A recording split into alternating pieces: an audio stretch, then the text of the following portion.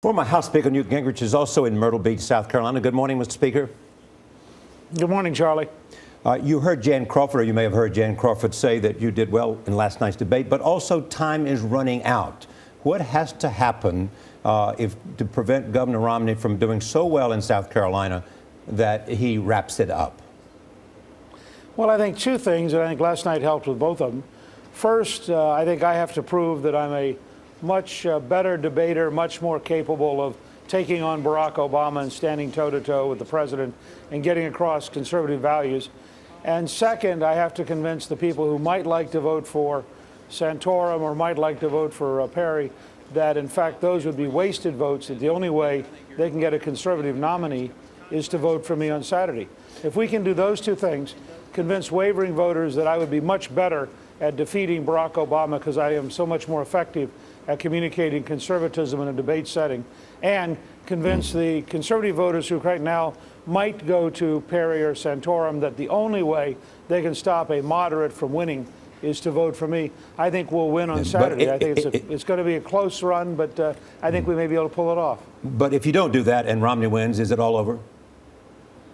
Well, it's certainly much harder. It depends on what the total vote is. If he's down at 29 or 30, then I think we're still in a serious race.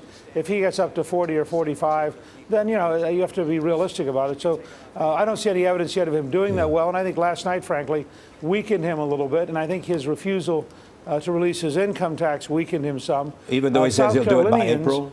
Even though he says he'll do it by April? Charlie, if you're a South Carolinian, you're saying, wait a second. Why don't you want me to know about it? Why are you going to wait until after I voted? And I think last night he conceded in principle that he owes it to the public to share it. It strikes me he ought to do it before South Carolina votes. But I also think South Carolinians care about things. I mentioned last night the I-73 corridor of hope to replace what Barack Obama had called a corridor of shame, of unemployment.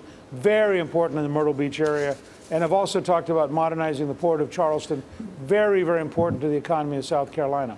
But two things seem to be happening. Number one, conservatives have not been able to coalesce around a candidate. And as the sort of fighting gets tougher, there are Republicans and conservatives are saying we may very well be weakening our likely nominees so that President Obama will be able to take advantage of it. Even conservatives are making that point now, as you well know.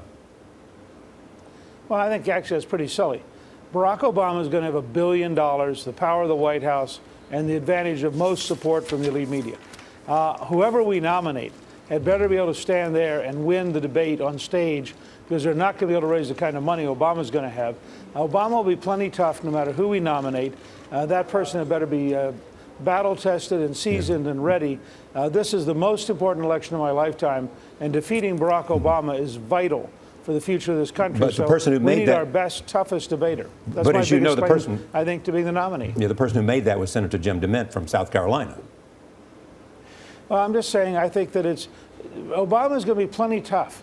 Whoever we nominate had better be prepared to endure the campaign with Obama. And I think, and that's frankly why, as people generally agree that I'm the best debater we have, we need somebody who is solid conservative, who can stand toe-to-toe on that stage, and can defeat Obama in a series of debates. I want to give you an opportunity because the point was made in your comments about it's better for Black Americans to seek a job than it is to seek food stamps, and many people step forward to say, isn't that simply true for all Americans who are desperately looking for jobs? That's what they want. Well, not just Black Americans. It is true for all Americans. It's true for Native Americans. It's true for Asian Americans. True for Latino Americans. True for white Americans, and true for Black Americans. The original statement, however, was in the context of saying I would love to be invited by the NAACP to come to their convention, because the president has particularly failed to pay attention to the tremendous unemployment. We've had 43% Black teenage unemployment. That is a disaster, because it sets up a social pattern that's very hard for young people to go out and get jobs, get in the job market. So I'm addressing, for example, here in South Carolina, the president described an area between Myrtle Beach and I-95 as a corridor of shame. After 3 years, he's done nothing. That's why building I-73 is so important. We need to turn it into a corridor of hope. Now, that's a very important concept in an area that's, frankly, very largely African American. Mr. Speaker, thank you for joining us this morning. We will follow you on the Good to hear campaign from you, trail. Charlie.